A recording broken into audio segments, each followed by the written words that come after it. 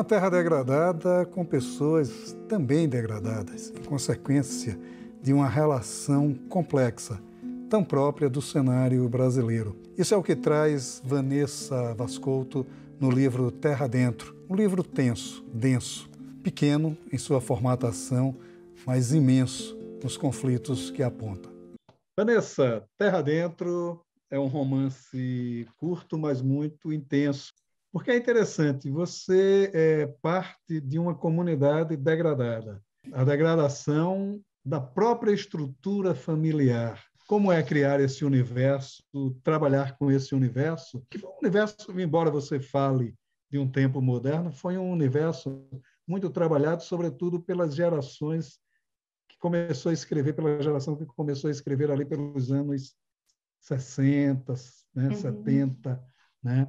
Há muito essa recorrência, esse tipo de linguagem mais rude, digamos assim. Quer dizer, como é que foi trabalhar esse Terra dentro dessa estrutura?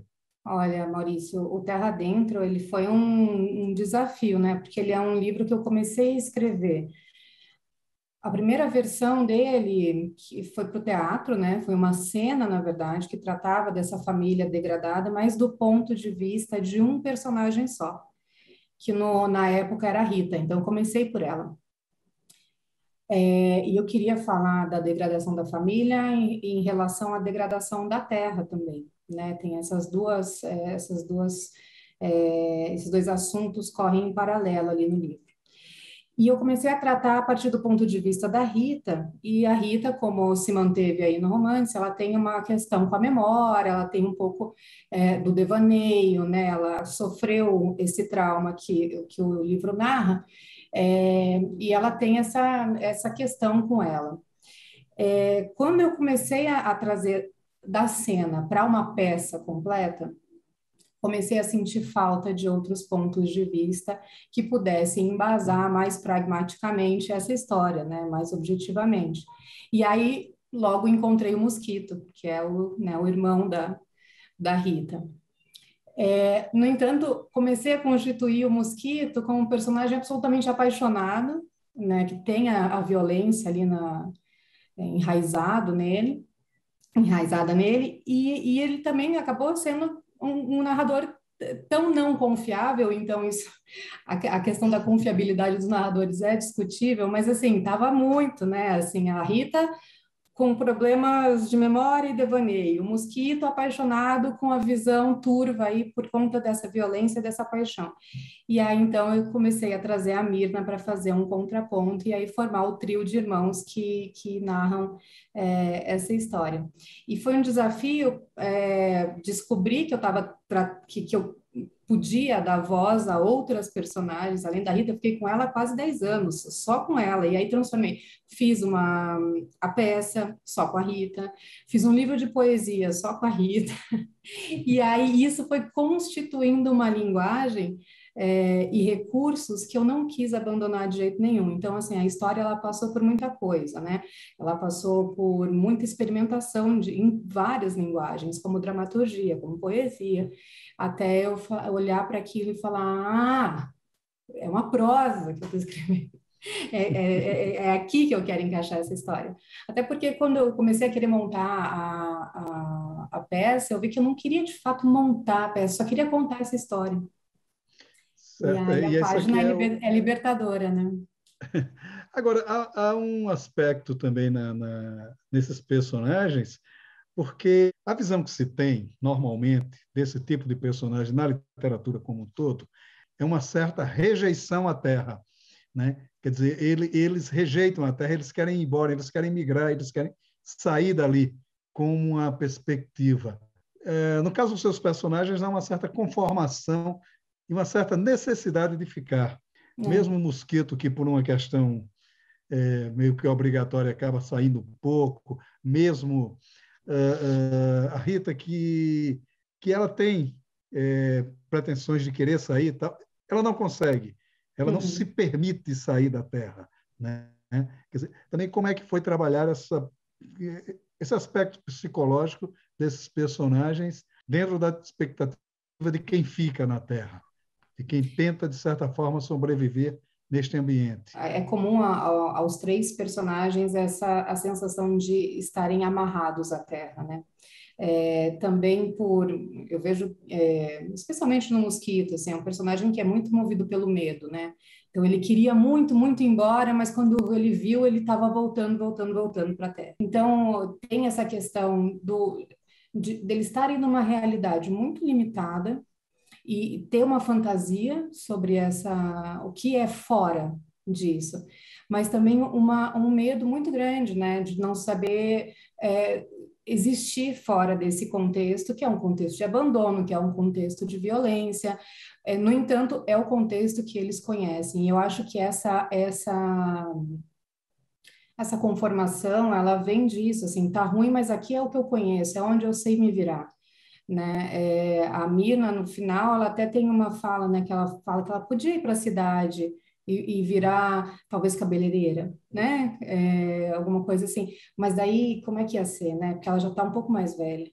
Então, e aí, assim, então tem sempre algum pensamento que acaba puxando eles de volta para essa realidade e freando esses desejos, esse impulso de vida, né, de descobrir, que é o que acontece com a Rosa, né? A Rosa é um personagem que sai, ela vai viver no mar. Então, assim, é a única personagem que consegue se desgarrar daquilo e num susto, né? Porque ela vai num susto embora. Conseguir fazer essa transição. Agora, para eles estão de fato fadados à terra, tanto pela estrutura familiar em que, né, eles foram criados, quanto pelo que eles sabem fazer, por esse medo de descobrir o que há fora dali. E a Rosa, quando ela sai, ela consegue uma estabilidade emocional, que é o Uhum. mais fundamental da discussão dentro do romance, e uma estabilidade também econômica, financeira e É, social. Há também esse sentido de que aquela terra, especificamente aquela terra, ela é um objeto de degradação também desses personagens, né? Quer dizer, a Rosa que vivia nesse ambiente, quando ela sai, há uma libertação dela, né? Quer com dizer, certeza. como foi trabalhar essa psicologia da a Terra como elemento de negação dos personagens? O que eu quis trabalhar, especialmente assim, em relação à Terra nesse pequeno romance, é uma visão, na verdade, de que a nossa relação com a Terra, a relação desses personagens com a Terra permeia todas as outras relações. Então, ali tem uma relação de exploração da terra, de violência em relação à terra, né, uma monocultura. Então, todas essas questões que se refletem ali na lida deles com a terra e na relação com a terra estão expandidas para o ambiente familiar. Então, é como se fosse um espelho. Para mim, assim, a luta pela terra, as questões de demarcação e tudo mais, é a mãe de todas as lutas, assim. E eu acho que quando você passa isso num ambiente tão próximo e tão limitado, em que a relação com a terra é essa, de exploração, é de violência, é de abandono, basicamente, isso se reflete também nas relações familiares e nas relações amorosas, afetivas e tudo mais. É o que eles conhecem, é a maior relação de todas, é a relação que os pais deles carregam, né? Aquela raiva que a mãe deles tem de estar ali, e aí ela recorre ao álcool, e aí tem toda essa questão que é uma questão com a mãe deles, né, assim, de um problema social gravíssimo, assim, que é muito próprio de ambientes rurais e esquecidos, e é bastante comum, tem uma vivência com isso, pessoa do interior, bem do interior de Santa Catarina, então, assim, é algo que eu vi, assim, eu vejo essa relação tomar essa proporção. Então, degrada-se a terra, degrada-se as relações, né? Não à toa estamos aí adoecidos, né, em função das nossas relações com a terra.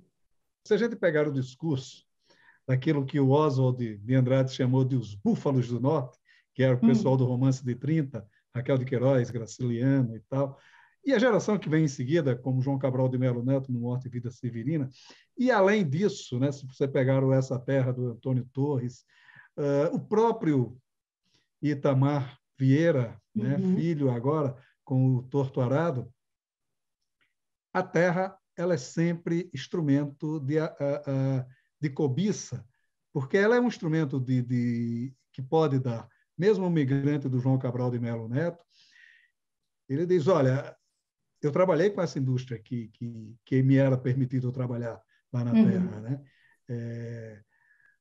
Até a pedra eu sou capaz de arar, né? Quer dizer, ele acredita naquele sonho de arar a terra a qualquer custo. Os seus personagens têm uma relação de rejeição dessa terra, mas, ao mesmo tempo, de fascínio, porque eles não conseguem sair do lugar, né?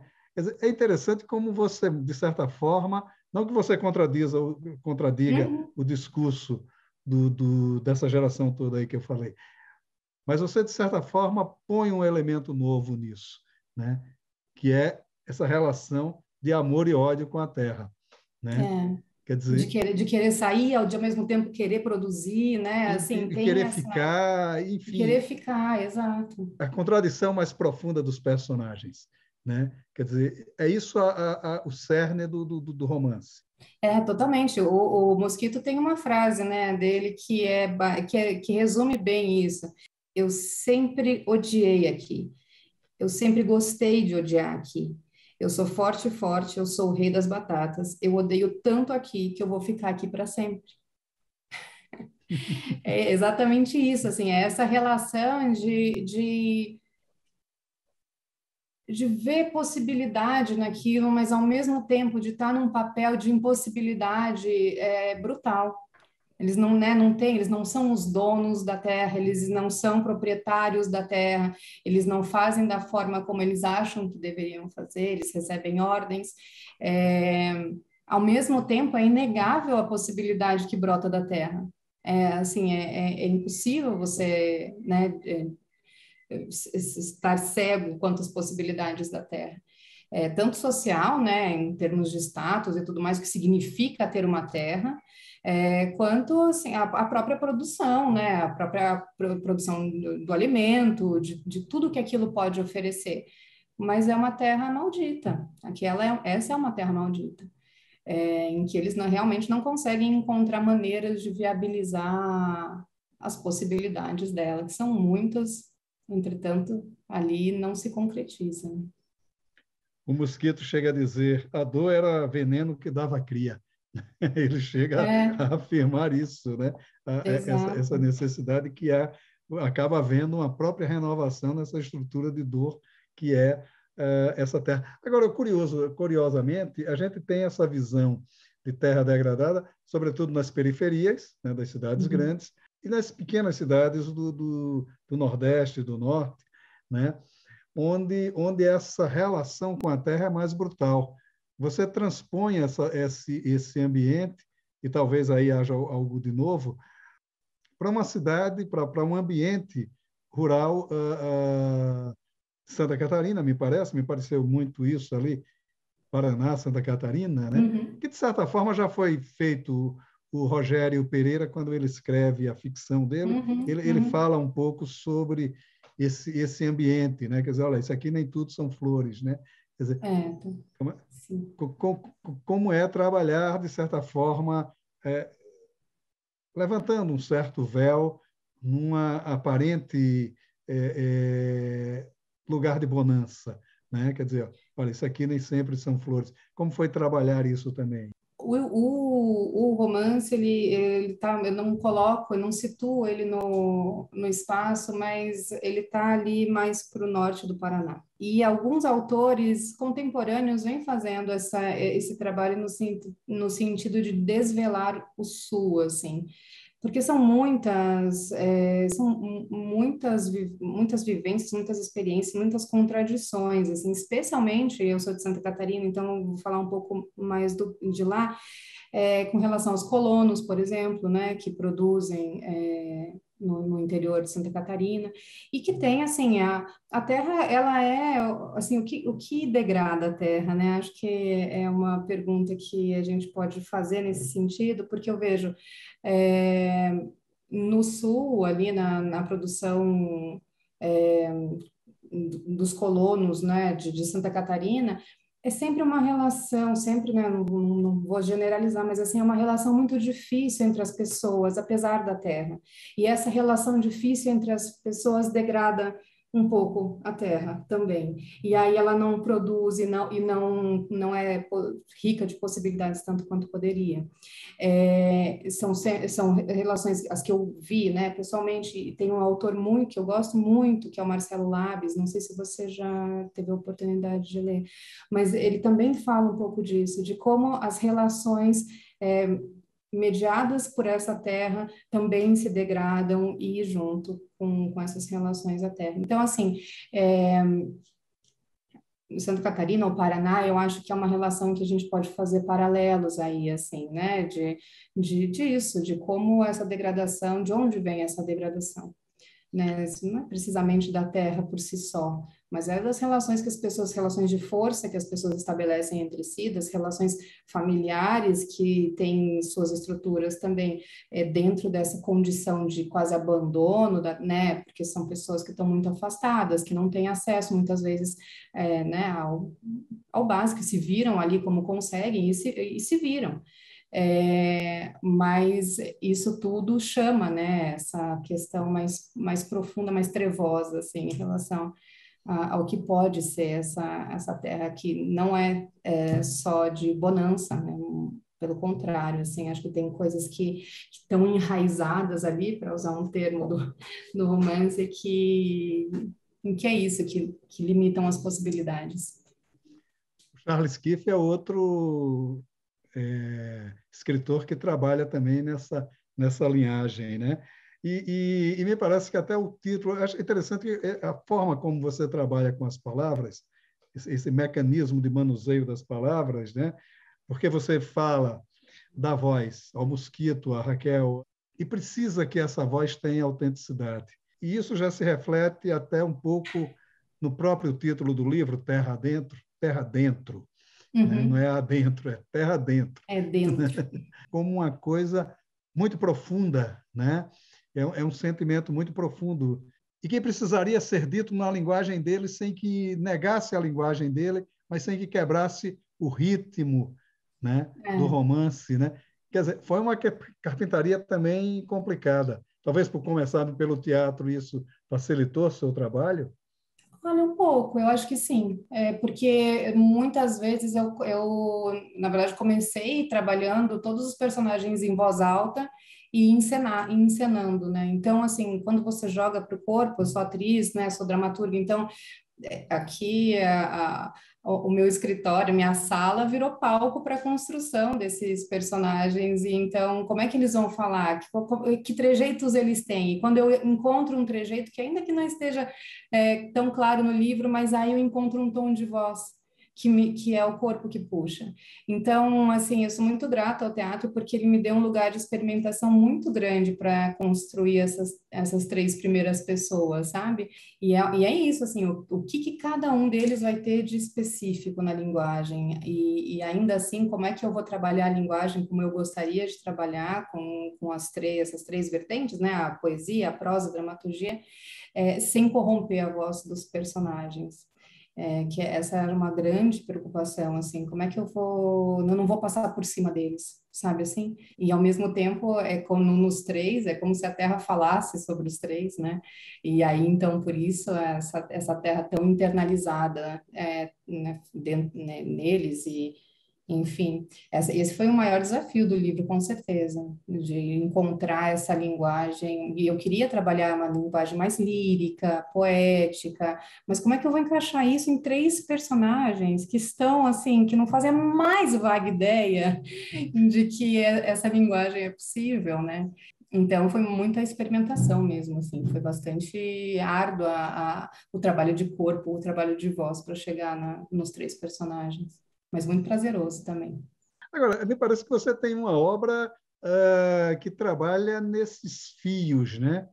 Com essas vertentes todas. Você escreveu literatura infanto-juvenil, peça de teatro, um romance, né? Enfim, quando é que se percebe que, por exemplo, você escreveu a primeira versão para o teatro, e quando é que você sente que diz, não, isso não é teatro, isso é romance, né? como é que você chega a isso? Isso é um livro infantil, isso é, enfim, como é a opção por essas linguagens Olha, literárias? cada trabalho foi assim, foi um despertar assim para o que seria, né?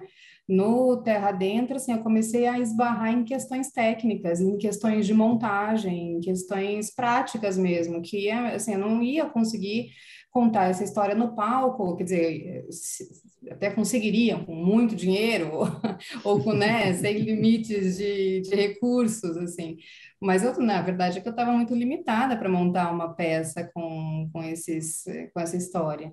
Então, eu falei, bom, então não vai ser uma peça por conta de uma limitação prática, realmente. Então, eu vou jogar isso daqui pro papel e vou resolver essa história no papel. Não teve muita romantização, não, como é que eu cheguei à prosa. Foi realmente por uma limitação cênica. Agora, no Infanto Juvenil, que está para sair, assim, eu não queria também escrever um Infanto Juvenil. Comecei escrevendo uma história adulta sobre um término de relacionamento, veja bem. E, a- e aí só que eu comecei a usar uma metáfora, né, de uma árvore que também estava presa no mesmo lugar sempre, e ela tinha um sonho de mergulhar, ela tem esse sonho de mergulhar, e né, tava em frente à praia desde sempre, e o mar logo ali, ela não podia ir, e ela começa a traçar um plano de como é que ela vai fazer para dar esse mergulho. Então, o término do qual eu queria tratar, olha, virou uma fábula no final das contas, né? Mas porque também é isso, eu comecei a experimentar e aí eu comecei a querer dar voz para a árvore. E aí, para uma literatura adulta, aquilo já não estava mais condizente. Ao mesmo tempo, estava tão legal dar voz à árvore. Eu falei, bom, então eu vou.